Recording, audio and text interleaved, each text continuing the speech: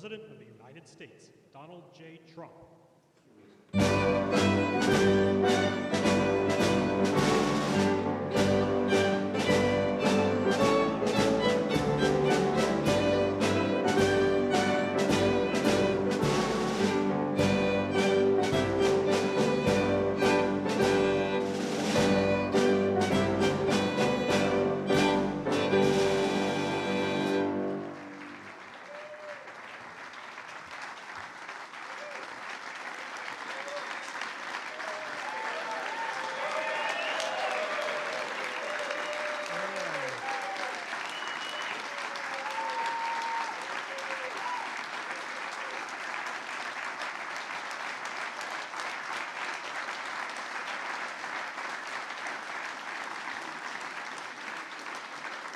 Clean, beautiful call.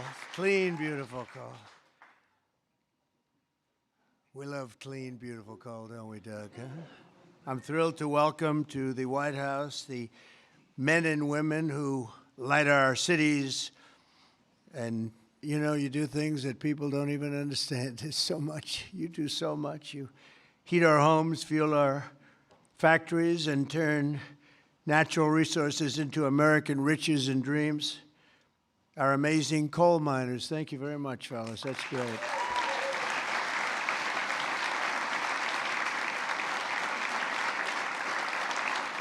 And I know you well. I know you well. I think I get about 97% of your vote. And you wouldn't want to do anything else. You wouldn't switch with a guy who had a beautiful penthouse apartment on Fifth Avenue. You wouldn't switch with that me. That was me. I had a nice, easy life. And now I decided to do this.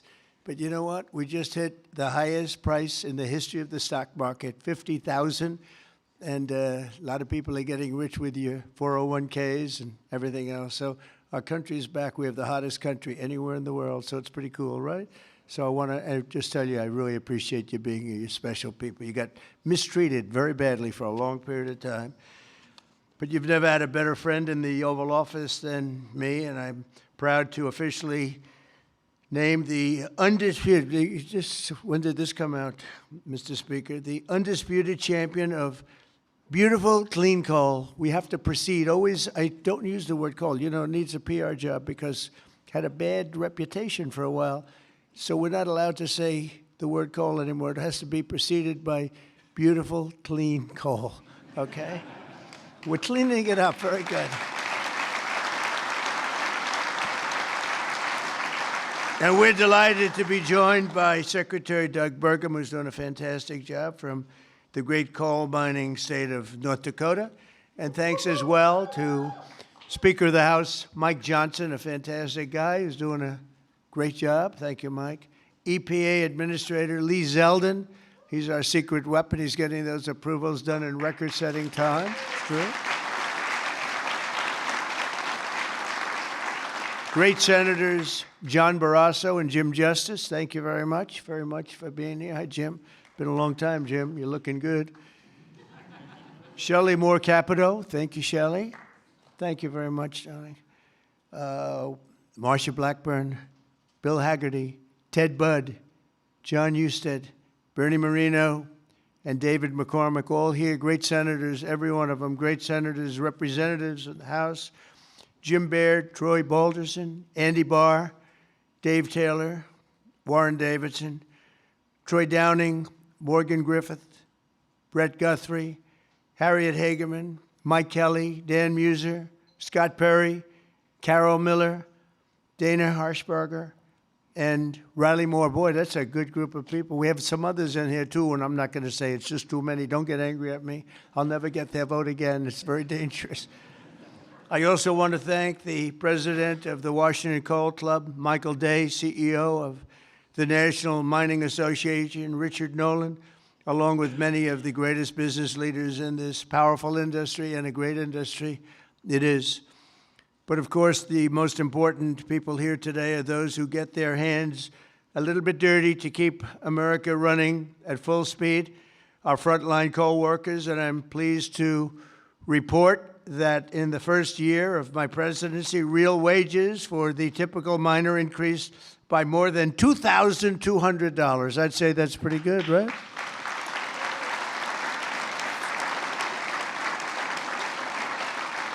And I'll give you the bad news. It's the first time that that's happened in more than 27 years.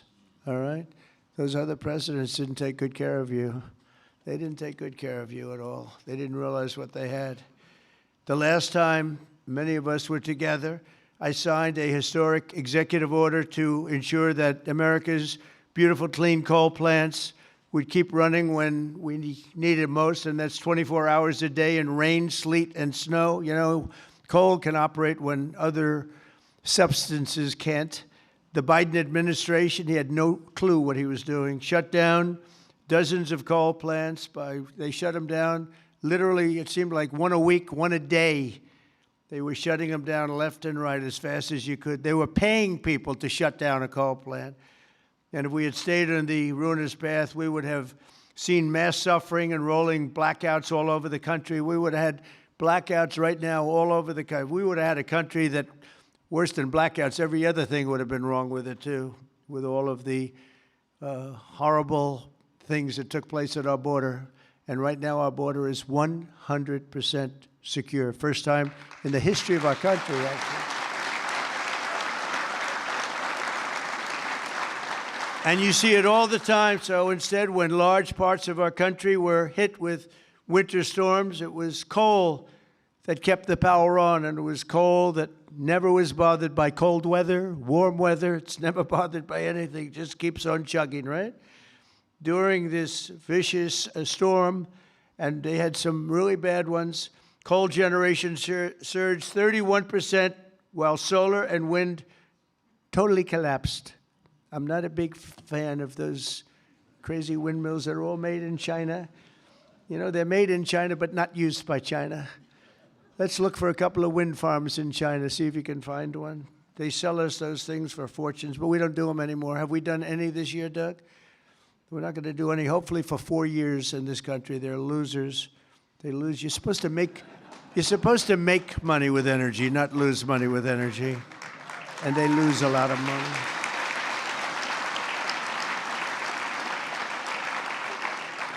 And by the way, they're all over Europe. And, you know, I was recently there, and it's not recognizable what they've done to their beautiful fields and those beautiful, beautiful scenic areas. And they put those wind turbines all over the place, and they're chugging, chugging, chugging, not doing a damn thing except every time it goes around, it loses a fortune. It's horrible.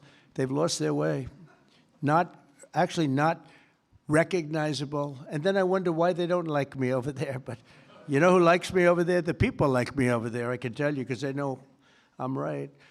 More than 200 million Americans across 35 states were impacted by the storm, and the only reason most were able to take a hot shower was thanks to the power provided by the most reliable, dependable, and really dependable form of energy that we have, and that's clean, beautiful coal. Biden and the radical left wanted to abolish coal. They did everything they could, everything possible. But on day one of this administration, I ended the war on coal. We terminated the Green New Scam, and we withdrew from the unfair, one-sided Paris Climate Accord. That was another beauty we had. We paid $1 trillion. Nobody else had to pay 10 cents. Already, I've saved 74 coal power plants from crushing restrictions and closures that would have been forced to shut down in the very immediate future. And today, I'm proud to announce that the Tennessee Valley Authority is taking action to save 2 major coal plants in Tennessee. Tennessee Valley Authority.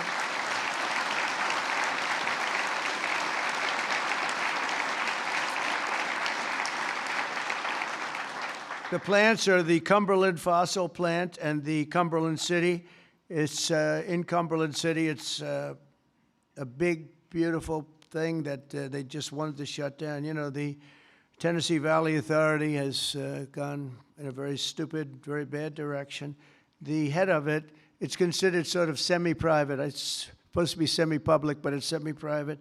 It's the highest paid government-type official in history. I think they pay them $10 million a year. They're paying them $10 million. I think the Speaker of the House wants to resign and head the Tennessee Valley Authority. And he could do a much better job, I can tell you that. Is that right, Doug? They pay him $10 million a year. Can you believe it? Well, Trump is on the scene now. We're going to make his life miserable. $10 million. I wonder what he got before he got that job. Probably making $150,000, right? And the Kingston fossil plant in Harriman, Tennessee, so they're going to remain open and they're going to be vibrant. They're going to be improved, built up, and continue to do all the things that they do. These two plants were slated for termination, but we're going to save over 450 jobs by keeping them going and going strong. In addition, I'm directing the Department of Energy to issue funds to coal plants in West Virginia, Ohio, North Carolina, and Kentucky to keep them online and keep those plants open. Right, Jim?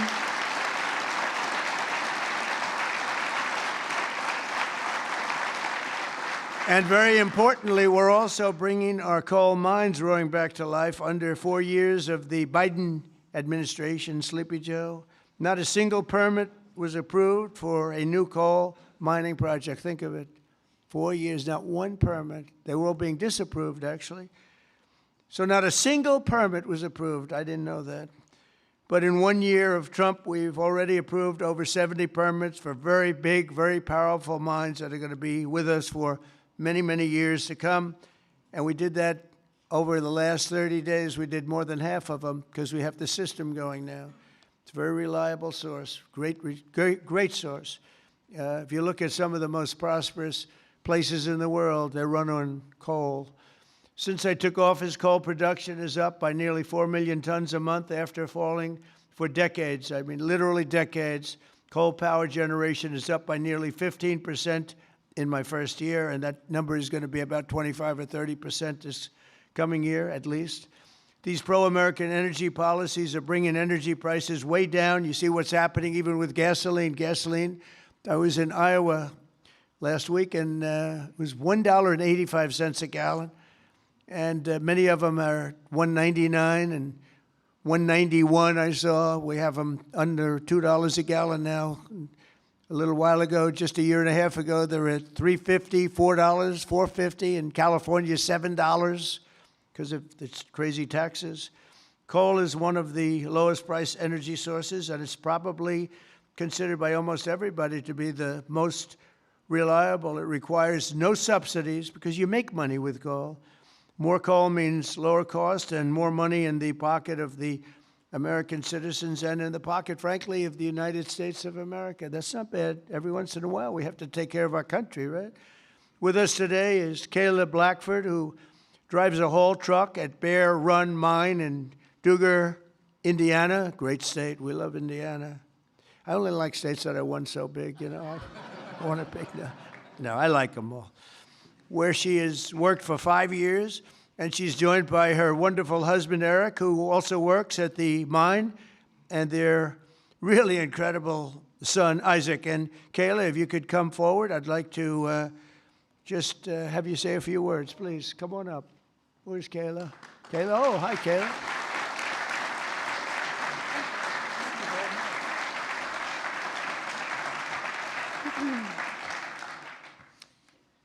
Thank you, Mr. President. As he said, my name is Kayla Blackford, and I am so proud and honored to be here today representing Peabody and coal miners across this country. My husband and I both work at Bear Run Mine in southern Indiana.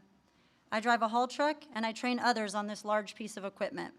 A haul truck is used to move rock or coal and is capable of carrying loads of nearly 250 tons. The tires are 12 feet tall. When I stand next to one, I barely reach the middle of the tire. It's the best job I've ever had, and not just because of the cool mom points I get for driving big equipment. My job supports my family. It supports our community, and it keeps the lights on and electricity affordable, not just in Indiana, but across the country. As demand increases and our lives become increasingly electrified, America needs to generate more electricity, not less. For years, coal miners have felt the weight of policies that made our future uncertain. Over the past year, that weight has begun to lift. My son, Isaac, who's here today,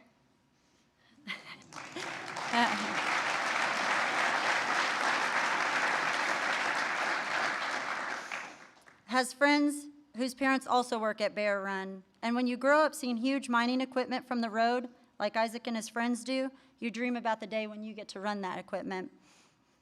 When a mine closes, families don't just lose their jobs. They're often forced to leave their communities, their schools, and their support systems behind.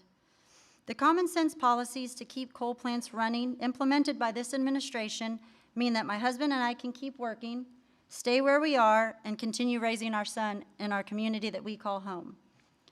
And the impact is even greater than that because you, Mr. President, have single-handedly kept utility prices affordable, the lights on, and our jobs alive. We are real people under these hard hats. On behalf of America's coal miners, thank you, Mr. President, for recognizing the value of coal and the value of the people who power this industry every day. Thank you so much. So nice to meet you. Thank you very much for all of you. Thank you. Sorry, I'll take that.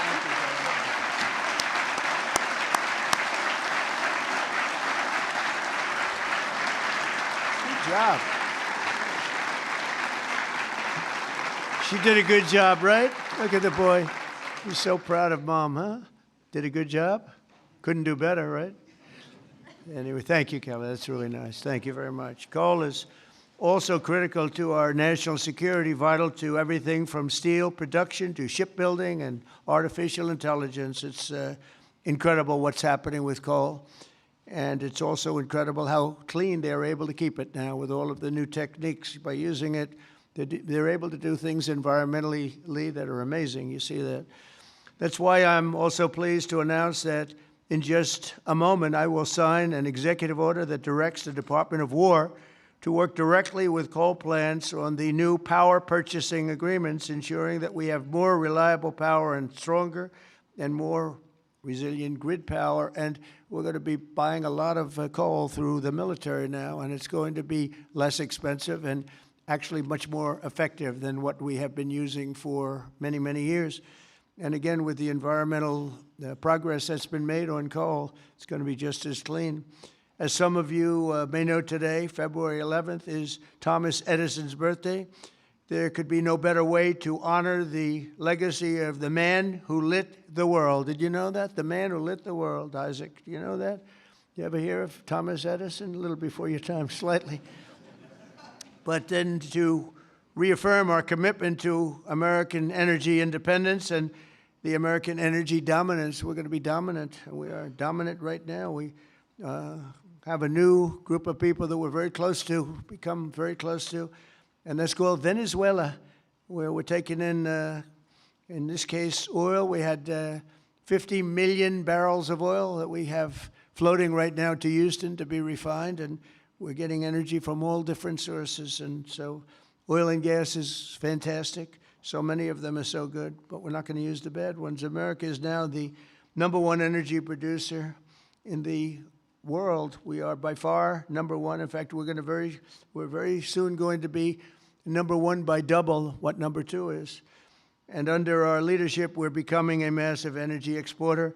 In just the past few months, we've made historic trade deals with Japan, Korea, India, and others to increase our coal exports dramatically. We're now exporting coal to all over the world, and the quality of our coal is supposed to be, I'm not an expert in coal, but I've been very good to the people that are. The quality of our coal is supposed to be the finest anywhere in the world. From West Virginia to Wyoming, from Ohio to Montana, and all across the country, we're lifting up our hardworking American miners like nobody has ever done before. We're bringing down costs of American consumers, and together we're making the most of the magnificent land that God gave us to rebuild the greatest economy and the greatest nation in the history of the world. Another one of my favorite words is the word tariff. Tariff is I know they want to hear that little story. I used to say it's my favorite word. They said, what about God? What about religion? What about family and your wife, your children? So now I make it my 5th favorite word. Oh, you have no idea. I suffered. Kayla, I was suffering from the fake news media. They were going after me when I said it was my favorite word. So I make it #5, and I think I'm generally speaking okay. They'd like it to be a little bit later than that. But because of tariffs, you saw that it was just announced, our trade deficit has gone down. Now, if you go down 1 point 2 points. You're like a genius. It's gone down 78%. 78%. Can you believe it? And we have to fight. Right, Speaker? And we have to fight. Just came out. Everyone's saying, that can't be right. 78% reduction in our trade deficit. And next year, we're going to be positive if we keep it all going. We're waiting for a very important decision from the Supreme Court.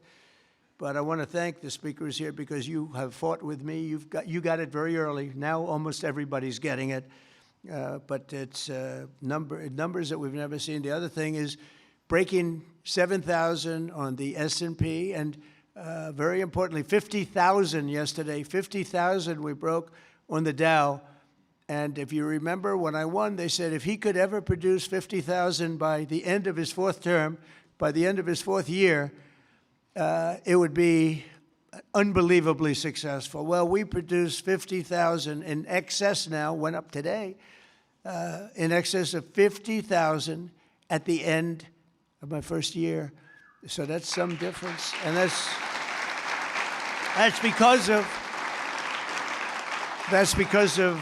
because of tariffs. So we're doing numbers that nobody thought were possible. The economy is rich.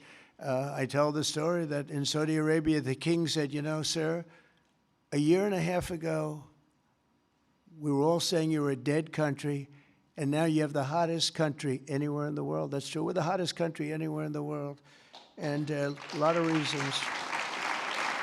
So once again, I'd like to thank you for the tremendous honor of being here, and especially these gentlemen in the front row and a couple of you in the second row. What happened to the guys in the second row? They couldn't make it to the front. What's wrong with them? They don't shovel it as well, right? But I want to thank you and invite the chairman of our National Coal Council, Peabody Energy CEO, which is a great company, by the way, Jim Grech, to come up and say a few words. Please, Jim. Thank you very much.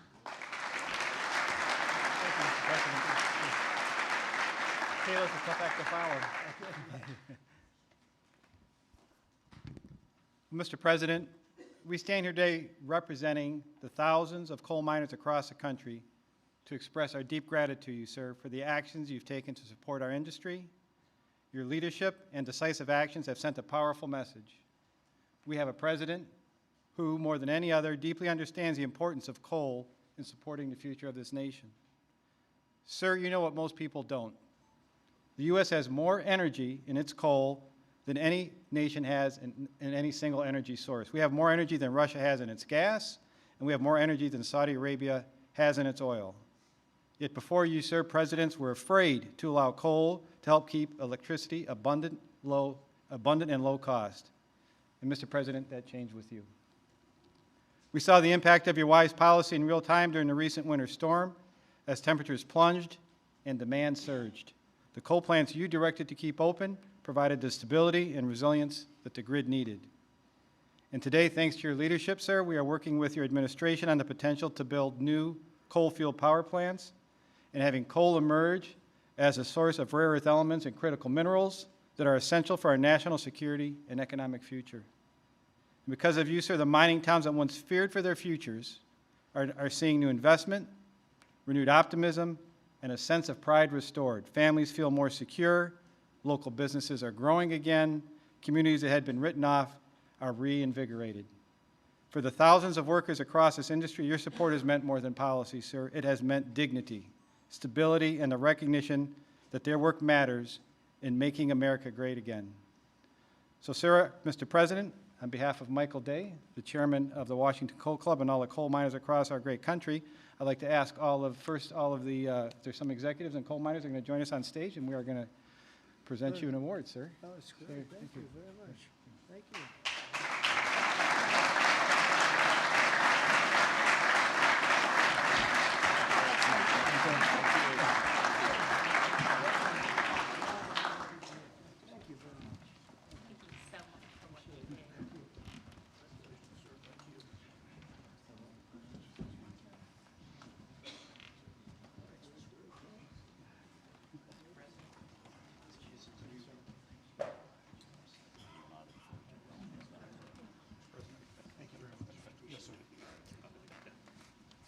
Thank you, fellas, very much.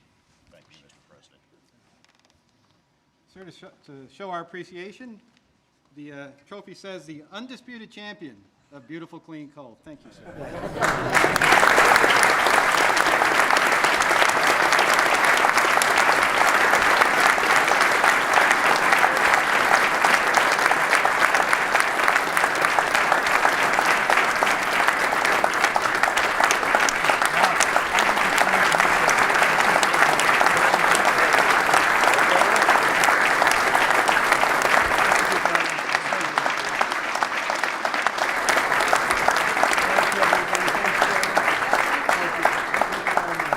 Don't make a lot of money now, right? Thank you. It's great to bring it back. You were treated very badly, and now you're treated really well. Thank you very much. Thank you, everybody, very much. Appreciate it. Speaker, thank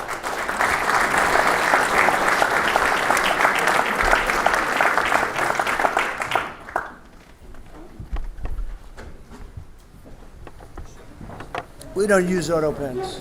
There's no auto pen. Okay, come on up. That's great.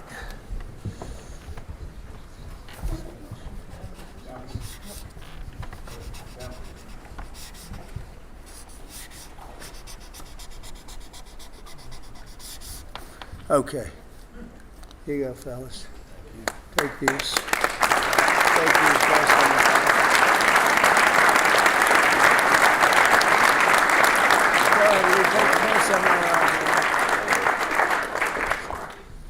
There you go. I'll get up. Okay, come on. You guys okay? Speaker?